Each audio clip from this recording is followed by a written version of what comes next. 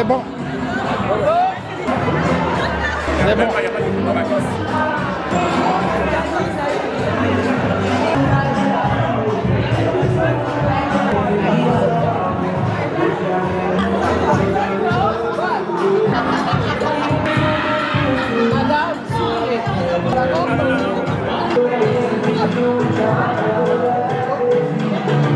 On ne peut avoir vos impressions par rapport à l'événement d'aujourd'hui. Qu'est-ce que vous dites? L'événement d'aujourd'hui, c'est un grand événement. Hein, c'est le premier gala du Fonds Afro-Entrepreneur. Moi particulièrement, c'est un grand événement parce que il y a un historique, il y a une histoire entre Chafrique et le Fonds Afro. On ne l'a pas dit ce soir parce que la soirée était plus pour faire la promotion des entrepreneurs, mais le Fonds Afro-Entrepreneur est né suite à une analyse des besoins.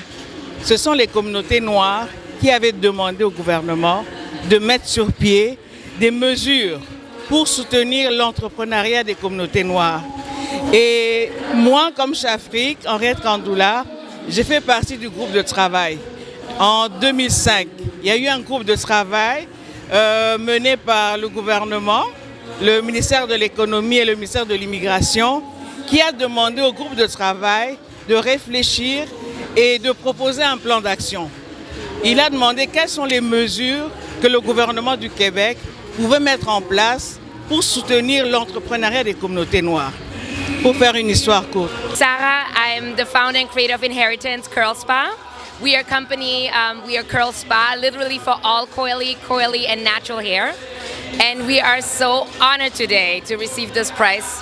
I'm not gonna lie, I'm really flattered. We are in Martinique, we have a franchise in Martinique. We have our places in Paris where you can buy our products, as well as in the States and all over Canada. And we're just very humbled to be seen, to be noticed, and yeah, be able to have impact on our community. So, what about this impact you were talking about? What do you think you could give in the community, like the youngest, which want to grow also? Yeah. Do like we did? Absolutely. I want to tell each and every one out of you there who are like thinking about wanting to realize their dream and they're still hesitant, go ahead and do it. I was this close to giving up on Canada altogether. I had $3,000 and I started my little store on a rented wall for $400 a month. And this company became 3 different companies with over 25 people today, and we're making over multiple 7 figures. So it does make sense if you put in the work and if you have a purpose. So I think if you have a dream that's bigger than yours, go run with it and make it happen. Edouard Stacco, je suis président du sommet socio-économique pour le développement des jeunes des communautés noires et président du Fonds 1804 pour la persévérance scolaire. Qu'est-ce que vous pensez faire pour la communauté? Qu'est-ce que vous pensez?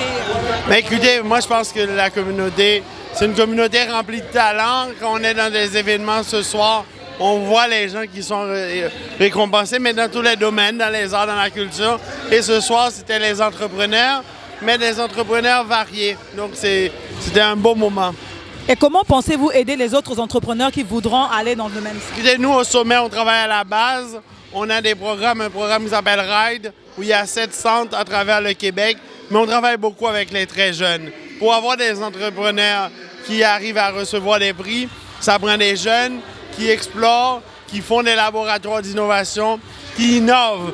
Et de là, ça va donner des jeunes qui vont avoir le goût d'entreprendre. Et de là, ça va faire des succès et des gens qui vont recevoir les prix. Nous, au sommet, on est très contents. Et aussi, on a un programme de volet numérique au sommet où on aide les entreprises de la communauté. On les accompagne pendant 1 an pour aller dans le monde numérique. On veut accompagner plus de 150 entreprises. C'est notre façon, le sommet, les jeunes et le volet numérique. Je suis Pape Wade, cofondateur et CEO de la start-up en intelligence artificielle Érudit. Alors, Pape, j'ai vu tout à l'heure que vous nous avez parlé que vous développez des projets ici de grande envergure du Canada et vous les exportez aussi à l'extérieur. Qu'est-ce que vous diriez, quel conseil vous donnerez à quelqu'un qui vous regarde de loin et qui se dit que waouh, j'aimerais aussi faire comme Pape ou encore je vais aller prendre un conseil chez Pape? Alors, première chose que je dirais, c'est que vos limites ne sont pas celles que les autres vous fixent. ce sont celles que vous vous fixez vous-même. Donc si vous vous dites qu'il n'y a pas de limite, sky is the limit, vous irez extrêmement loin. Première chose. La deuxième chose, c'est entourez-vous très bien. Moi, je suis à la tête d'une entreprise de technologie. Je ne sais pas développer, je n'ai jamais fait une seule ligne de code. Ok? Je suis un ancien directeur des ressources humaines, donc qui a vu une opportunité en or pour réaliser mon rêve d'être entrepreneur. Donc aujourd'hui, qu'est-ce qui nous permet d'avancer? C'est parce qu'on s'est assuré d'être bien entouré, d'être entouré de scientifiques extraordinaires, d'être entouré de mentors extraordinaires qui nous aident et puis qui font de nous des meilleurs entreprises. Donc pour moi, c'est surtout s'entourer. Et l'autre chose, c'est savoir aussi déléguer et demander de l'aide, lever la main pour aller demander de l'aide pour pouvoir aller de l'avant. Et qu'est-ce que vous pensez apporter par rapport à ce que vous faites? Qu'est-ce que vous pensez apporter à la communauté? Ben, la première chose pour moi, c'est le modèle. C'est de leur montrer que c'est possible. Si moi j'y arrive, vous êtes capable aussi d'y arriver. Moi, ça fait à peine 14 ans que je suis au Canada. J'ai commencé stagiaire dans une entreprise, je n'avais pas de salaire. J'ai fini directeur des ressources humaines de cette entreprise-là. Aujourd'hui, je suis à la tête d'une entreprise de près de 50 employés et qui est aujourd'hui au Canada, en Afrique et en Europe.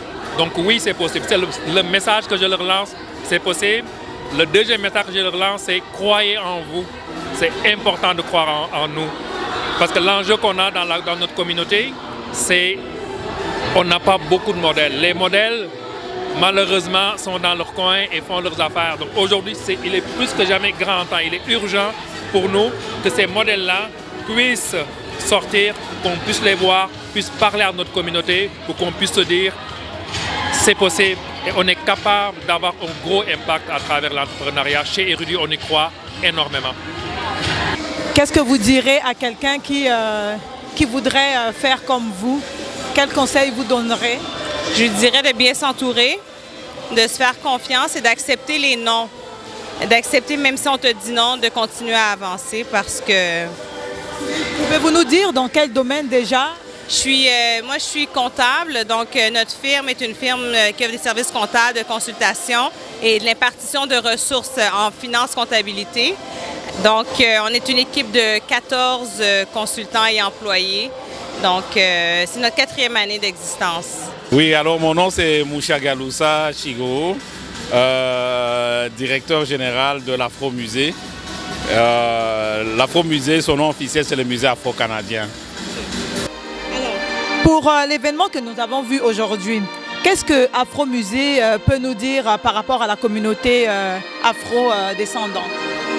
Oui, d'abord la mission de l'Afro-Musée d'abord joue un rôle social qui est celui de promouvoir les entrepreneurs, les artisans, les artistes et toutes les personnes des communautés afro-descendantes qui ont un impact positif dans nos sociétés.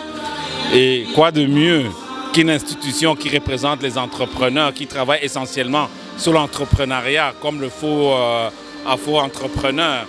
Je suis très honoré donc d'être ici et Jaël et tous les organisateurs, le conseil d'administration de cette belle organisation qui fait notre fierté. On ne peut que les saluer et les encourager à aller de l'avant encore. Et je suis vraiment heureux d'être là. Et pour les entrepreneurs qui souhaiteraient aller dans le secteur où Afro-Musée évolue, qu'est-ce que vous leur direz pour ceux qui ont des rêves?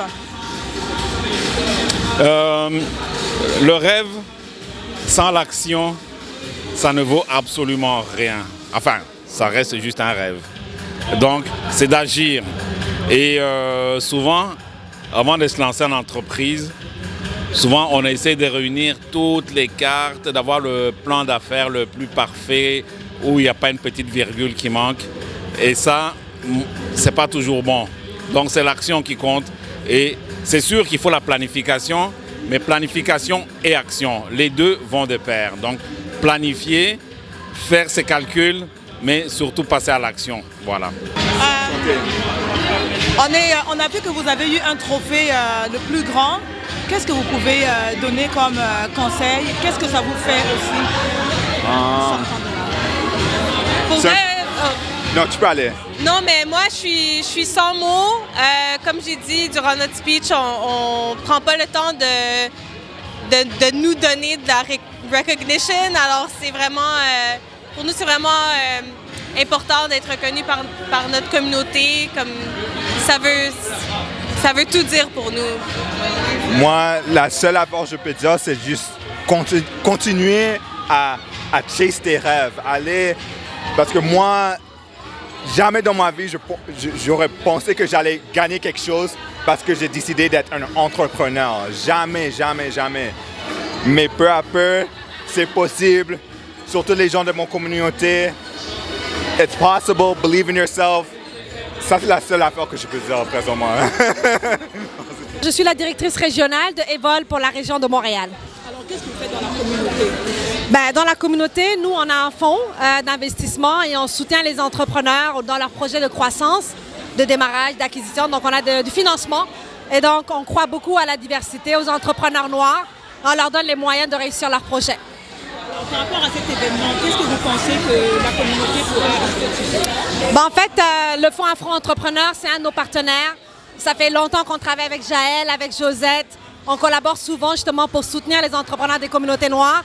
Aujourd'hui, c'est la célébration des entrepreneurs, de leurs projets. Ils travaillent fort, il faut les reconnaître dans la communauté.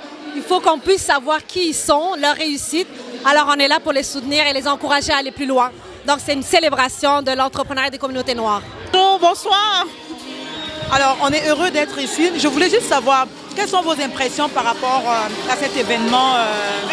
Ça dépasse en fait tout ce que j'aurais souhaité. Je suis vraiment contente de voir que les gens sont venus, de voir les entrepreneurs qui ont été mis de l'avant. C'est ce qu'on a voulu faire. L'objectif de la soirée a été atteint, dans le sens qu'on a vu comment les entrepreneurs ont été mis de l'avant en lumière. Donc tout le travail que nous avons fait pendant les 15 ans, aujourd'hui, on était capable de démontrer tout ce que nous avons fait. Donc, je suis vraiment très, très satisfaite de la soirée. Et comment est-ce que vous vous sentez en voyant tout ça? Est-ce qu'il y a encore du chemin à faire ou il y a encore... Certainement, il y a du chemin à faire. Il y a beaucoup de défis, mais nous sommes sur la bonne voie. Donc, on ne va pas lâcher. On se souhaite encore un autre 15 ans. Super, merci encore. Merci beaucoup.